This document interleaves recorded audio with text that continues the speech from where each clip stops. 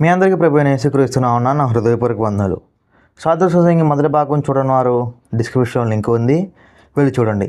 ఇక రెండో భాగం సాధు సత్సంగ్ తర్వాత స్వాత ప్రకటించడానికి వెళ్ళినప్పుడు వాళ్ళ కుటుంబం అతను ఆదరించిందా, అసలు అక్టోబర్ 6వ తారీఖున తన జీవితంలో ఏం జరిగింది, స్వాత చెప్పడానికి వెళ్ళినప్పుడు సొంతను ఆదరించారా, వారు యేసును అంగీకరించారా, స్వాత చెప్పడానికి వెళ్ళినప్పుడు అతనికి ఎదురైన సమస్యలు ఏంటి, ఆ సమస్యల నుంచి దేవుడు అతన్ని ఎలా కాపాడాడు, సువార్త చెప్పడానికి వెళ్ళినప్పుడు ఎవరిని కలుసుకున్నాడు, ఇంతకీ ఏ ప్రాంతాల్లో సువార్త చెప్పడానికి వెళ్ళారు అనేది ఈ వీడియోలో మనం చూద్దాం.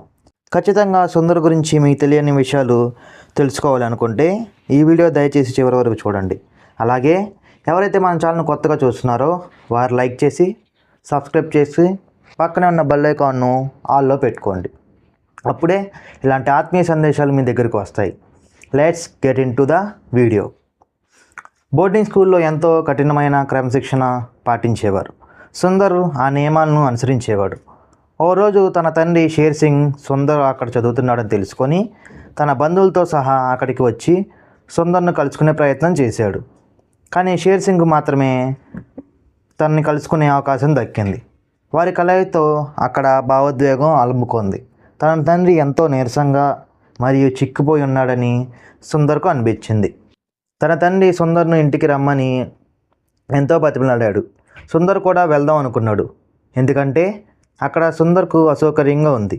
తన ఇంట్లో ఎంతో సంతోషంగా గడిపిన సమయం గుర్తుకు వచ్చింది. కానీ అతన్ని ఏదో ఆపింది.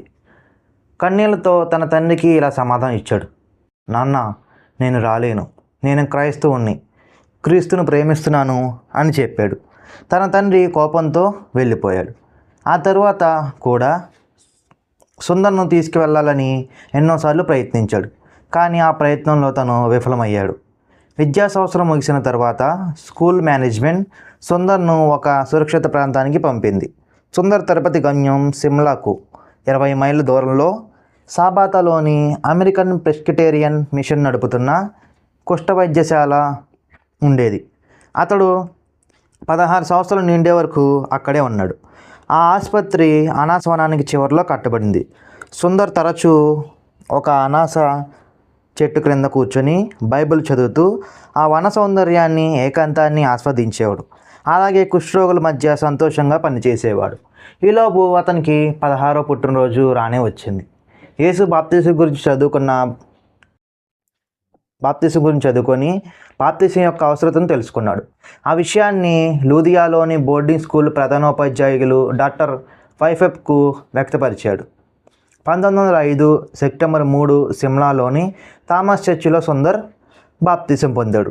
బాప్తిసం పొందడానికి ముందు ఇంటర్వ్యూలో తన ప్రజలకు, తన దేశ పౌరులకు స్వాత ప్రకటించడానికి తాను పిలువబడడం తాను గ్రహించానని అతడు రెడ్ మ్యాన్కు చెప్పాడు.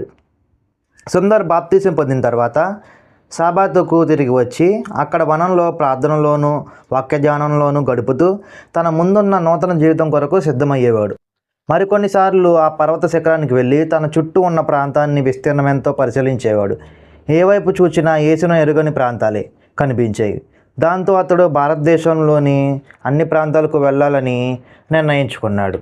అక్టోబర్ 6 అతడు కేవలం క్రొత్త నిబంధన మాత్రమే చేతపట్టుకొని తన కాషాయ వస్త్రంపై ఒక దుప్పటి కప్పుకొని భారతదేశంలోని ప్రతి గ్రామాన స్వాత ప్రకటించడానికి వట్టికాలతో సాబాద్ నుండి బయలుదేరాడు. నిజమైన శిష్యుల వలె అంతటా స్వాత ప్రకటించాలనుకున్నాడు.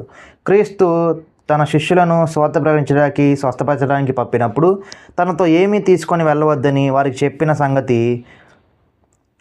చెప్పిన సంగతి స్వాత పుస్తకాలు ధ్యానించడం ద్వారా గ్రహించాడు. వాళ్ళలాగే సుందర్ తనకున్నదంతా విడిచిపెట్టాలని నిర్ణయించుకొని వట్టికాలతో నడుస్తూ తనకు పెట్టిన ఆహారం భుజిస్తూ కాషాయ వస్త్రాలు మాత్రమే ధరించి కాలం గడిపేవాడు. తాను ఒక క్రైస్తవ సాధువుగా కావాలనుకున్నాడు కాబట్టి తను కాషాయ వస్త్రాలు ధరించేవాడు. రాంపూర్ గ్రామస్తులు ఈ యవ్వన సాధువును మొదట వింతగా చూశారు. ఇతడు సాధువులే గాక పొడవుగా, చక్కని శరీరపోష్టంగా ఉండడం గమనించారు. అతడు వీధులలో బోధించినప్పుడు వర్తకులు, పొలంలో పనివారు అతని ఒక క్రైస్తవుని సాధువుగా అతని నూతన పాత్రను వారు అంగీకరించారు. అయితే తన ఇంటికి వెళ్ళినప్పుడు సరైన స్పందన రాలేదు. అతనికి వరండాల ఆహారం వేరుగా పెట్టారు. త్రాగడానికి నీళ్లు కూడా తోసి పట్టమని చెప్పి పాత్రను బాగా పైకెత్తి ప్రోసేవారు. తన కుటుంబం తనని మరొకసారి అంటరాని వారిగా చూడడం అతనికి బాధ అనిపించింది. కన్నీళ్లతో దుఃఖించాడు. తన తండ్రికి కృతజ్ఞతలు చెప్పి ఆ రాత్రి ఆ చెట్టు క్రింద గడిపాడు. తన కుటుంబం అలా వ్యవహరించినప్పటికీ అతని హృదయంలో ప్రశాంతత నెలకొంది. సుందర్ సువార్తను ప్రకటిస్తూ గ్రామాన తిరిగాడు. అతన్ని సాధువుగా గుర్తించిన అనేక మంది అతన్ని ఆహ్వానించారు. యేసుని గురించి చెప్పిన వెంటనే అతన్ని గెంటి వేసేవారు. మరికొంతమంది తమ దేవుళ్ళు లేక దేవతల పట్టికలో చేర్చుకోవాల్సిన మరొక దేవుని గురించి చెప్తున్నారేమో అని అతని మాటలు వినేవారు. దేవుడు తన అక్కర్లన్నీ తీరుస్తాడు అని సుందర్ విశ్వసించాడు. గ్రామస్తులే అతనికి అన్నం పెట్టేవారు, కానీ అతడెన్నడూ వారిని ఇబ్బంది పెట్టేవాడు కాదు. ఎవరూ లేని గుడిసెలలో లేక చెట్టు కింద పడుకునేవారు. సుందర్ మొదటి ప్రయాణం ఆఫ్ఘనిస్తాన్ ప్రాంతమైన బలూచిస్తాన్కు సాగింది. అక్కడ అతడు జలాలాబాద్ అనే పట్టణానికి చేరుకున్నాడు. అతడు అక్కడ యేసును గూర్చి ప్రకటించినప్పుడు అవీన ప్రవక్తకులలో ఒకడు భావించి వారతను మాటలు విన్నారు. అయితే సుందర్ దేవుడు ఒక్కడే అతడు యేసు అని చెప్పినప్పుడు వారు అతన్ని చంపడానికి ప్రయత్నించారు. వెంటనే ఆ ప్రాంతాన్ని విడిచిపెట్టకపోతే చంపేస్తామని బెదిరించారు. అప్పుడే చీకటి పడుతుంది. ఆ రాత్రి ఆశ్రమం కోసం మధ్యాసియా వర్తకులు బస చేయగా ఒక విశ్రాంతి గృహానికి వెళ్ళి అక్కడ బస చేశాడు. అలా చలిగా ఉంది, అక్కడ చాలా చలిగా ఉంది. అప్పుడే వర్షం కూడా మొదలైంది. తర్వాత రోజు ఉదయం తన బట్టలను ఆరబెట్టుకుండగా కొంతమంది తన యుద్ధకు రావడం చూశాడు. వారు గత రాత్రి తనను చంపుతానని బెదిరించిన వారే. అంత తీవ్రమైన చలిలో అతడు బతికాడా లేకపోతే చనిపోయాడా అని చూడడానికి వచ్చారు. సుందర్ సజీవంగా మరియు అతని శరీరంపై ఏ మార్పు లేకపోవడంతో ఆశ్చర్యపడ్డారు. వారిలో ఒకడు అతనికి వ్రొక్కి, సర్వశక్తుడు తన సందేశం వినిపించడానికి ఇతన్ని సజీవంగా ఉంచాడని చెప్పాడు. దేవుడు అతనిలో ఉన్నాడని గమనించారు. ఆ బృంద నాయకుడు అతన్ని తన ఇంటికి ఆహ్వానించాడు. అక్కడ వారికి స్వాత ప్రకటించగలిగాడు. అలా సాధువుగా సుందర్ తన మొదటి ప్రయాణాన్ని ముగించాడు. సాబాతుకు తిరిగి బయలుదేరాడు. తనకి మొదట ఆశ్రయం ఇచ్చిన ప్రాంతానికి మరలా రావడం అతనికి ఎంతో సంతోషం కలిగించింది. ఇక్కడ అతడు స్టోక్స్ అనే సంపన్నమైన అమెరికన్ను కలుసుకున్నాడు. అతడు క్రీస్తును పరిచర్య నిమిత్తం భారతదేశం వచ్చాడు. ఇటలీకి చెందిన సెయింట్ ఫ్రాన్సిస్ ఆఫ్ అస్సీస్కు సుందర్కు మధ్య కొన్ని పోలికలు స్పోక్స్కు కనిపించాయి. ఇద్దరు యవ్వన ప్రాయంలో తన సంపన్న స్థితిని విడిచి వేదనల ఉన్నవారికి సాయపడడానికి, స్వాత ప్రకటించడానికి సామాన్య జీవితం ఎన్నుకున్నవారే. స్టోక్స్ కూడా సుందర్ వలన ప్రభావితం అయ్యి అతనిలాగే వస్త్రం ధరించుకొని అతనితో కలిసి స్వాత ప్రకటించడానికి వెళ్ళేవాడు. వారిద్దరూ స్వాత ప్రకటించేవారు, భోజనం చేసేవారు. కష్టాలు వచ్చినప్పుడు కృంగిపోకుండా కలిసి ఎదుర్కొనేవారు. కొంతకాలం కుష్ఠవైద్యాల్లో పనిచేసే ఆ ప్రాంతంలో ప్లేగు వ్యాధి ప్రబలించినప్పుడు రోగులై చావుకు సిద్ధమైన వారి మధ్య మరియు ప్లేగు వ్యాధి సభకు వద్ద పనిచేసేవారే. ఆ తరువాత అనుకోకుండా ఇద్దరు వేర్వేరు ప్రాంతంలో వెళ్ళవలసి వచ్చింది. స్టోక్స్కు స్టెయిన్ ఫ్రాన్స్లో బ్రదర్హుడ్ ఇండియాలోని కొంతమంది యవ్వనస్తులకు సన్యాసులుగా నియమించడానికి అమెరికా, ఇంగ్లాండ్కు వెళ్ళి సుందర్కు టిబెట్కు వెళ్ళాడు. టిబెట్లో స్వాత ప్రకటించడానికి అనేది చాలా ప్రమాదకరమైంది. ఎందుకంటే అక్కడ కొంతమంది ప్రాణాలు పోగొట్టుకున్నారు, మరికొంతమంది వెనుతిరిగి వెళ్ళిపోయారు. అలాంటి ప్రాంతాలకు స్వాత చెప్పడానికి సుందర్ వెళ్ళినప్పుడు అతని వయసు కేవలం 19 సంవత్సరాలు మాత్రమే. అతడు కొంతమంది భారతీయ వర్తకులతో పాటు ప్రమాదకరమైన మంచు కప్పబడిన పర్వతం గుండా ప్రయాణించాడు. అతడు హిమాలయాల్లో చిన్న కొండల వద్ద పూ అను పట్టణానికి చేరుకున్నాడు. పూనందున్న మిషనరీలు టిబెట్ భాష మాట్లాడతారు. వారు సుందర్ను తమతో ఉండమని చెప్పి అతనికి టిబెట్ భాషలో ప్రాథమిక పాఠాలు నేర్పించారు. అతనితో పాటు తన మిషనరీలను ఒకరిగా అతనికి తోడుగా పంపించారు. టిబెట్లోని ప్రజలు మొదట వారిని వింతగా చూశారు.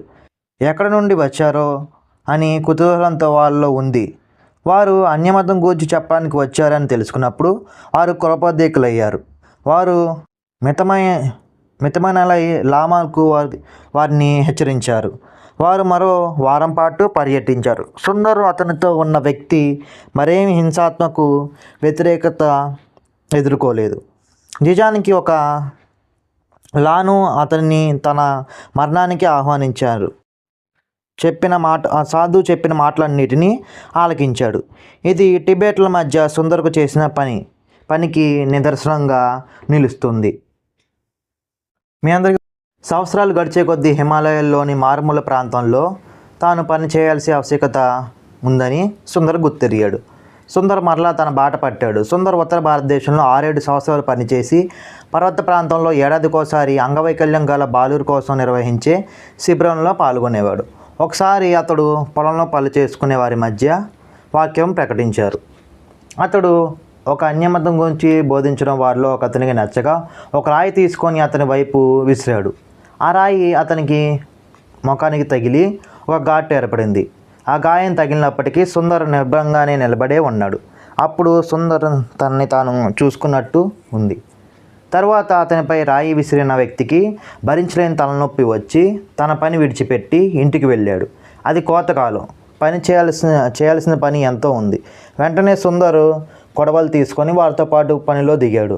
పని ముగిసిన తర్వాత వారంతా అతన్ని భోజనానికి పిలిచారు.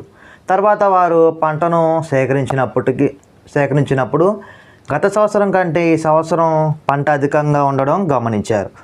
ఒకసారి ఒక దొంగ అతన్ని వంచడానికి ప్రయత్నించాడు. అతడు తనతో ఉన్న వ్యక్తి చనిపోయాడు. అతని సమాధి చేయడానికి తన వద్ద డబ్బు లేదని అక్కడ పడి ఉన్న వ్యక్తిని చూపించి చెప్పాడు. సుందర్ వెంటనే తన వద్ద ఉన్న 2 నాణాలు మరియు తన వద్ద ఉన్న దుప్పటి కూడా అతనికి ఇచ్చాడు. ఆ కొంతసేపటి తర్వాత ఆ వ్యక్తి పరిగెత్తుకుంటూ వచ్చి చేసిన మోసం గురించి చెప్పి క్షమాపణలు కోరాడు. దేవుడు నీ పాపాలను క్షమించాడని చెప్పి అతనికి బోధించాడు. తర్వాత దగ్గరలోని ఉన్న మిషన్ స్టేషన్కు వెళ్ళమని చెప్పాడు. ఆ వ్యక్తి యేసును అంగీకరించి బాప్తిసం పొందాడు. అతని జీవితం ద్వారా అనేకులు ప్రభావితం అయ్యారు. ఢిల్లీలోని ఒక ప్రభుత్వ అధికారి తన ఉద్యోగం వదులుకొని మిషనరీ అయ్యాడు. మరో వ్యక్తి తన లైంగిక కోరికలను విడిచిపెట్టి పూర్తి స్థాయి కాపరి అయ్యాడు. ఉన్నత వర్గానికి చెందిన క్రైస్తవులు నిమ్ను వర్గానికి చెందిన క్రైస్తవుల్లో కలిసి పనిచేయడం మొదలుపెట్టారు. అలా సుందర్కు ఎందరో స్నేహితులయ్యారు. వారిలో అమెరికన్ ప్రెస్బిటేరియన్ మిషనరీకి చెందిన డాక్టర్ ఈఎం వెరీ అనే ఒక వ్యక్తి క్రైస్తవ మాసపత్రికలను సంపాదించడం వహించేవాడు. అతడే సుందర్ను టిబెట్లో అతని అనుభవాల గురించి, పర్వత పరిసరాల ప్రాంతాల్లో నివసించే ప్రజల మధ్య జరిగే స్వార్థీకరణ గురించి వ్రాయమని ప్రోత్సహించాడు. అతని రచనలు ఆ యవ్వన సాధువు పట్ల కుతూహలాన్ని పెంచి అనేక ప్రజలు అతని గూర్చి వినాలని, చూడాలని ఆసక్తి కలిగేలా చేసింది. ఆ రచనల ద్వారా దేవుడు సాధు సుందర్ సింగ్ అతని కనీసం ఊహించని గొప్ప పరిచర్య నిమిత్తం అతన్ని సిద్ధపరిచాడు. సాధు సుందర్ సింగ్ పరిచర్య అంతా అనేక మార్లు దూతలు అతన్ని కాపాడిన సంఘటనలో నిండి ఉంది. ఒకరోజు అతడు హిమాలయాల్లో ఒక గ్రామం నుండి తిరిగి అరణ్య మార్గం నుండి రావాల్సి వచ్చింది. మరో గ్రామానికి వెళ్ళడానికి అతడు నది దాటాల్సి వచ్చింది. విశాలమైన ఆ నది వేగంగా ప్రవహిస్తుంది. సూర్యుడు అస్తమిస్తున్నాడు. అతనికి అడవి జంతువుల అరుపులు వినిపిస్తున్నాయి. అవతల వైపు ఒక ముసలాయన చలి కాచుకుంటూ ఉన్నాడు. అతడు భయపడవద్దు, నేను నీకు సహాయం చేస్తానని నదిలో నడుచుకుంటూ వచ్చి సుందర్ను తన భుజాల వైపే తీసుకొని అవతల ఒడ్డుకు తీసుకువచ్చాడు. అతనికి కృతజ్ఞతలు చెప్పి సువార్త చెప్పాలని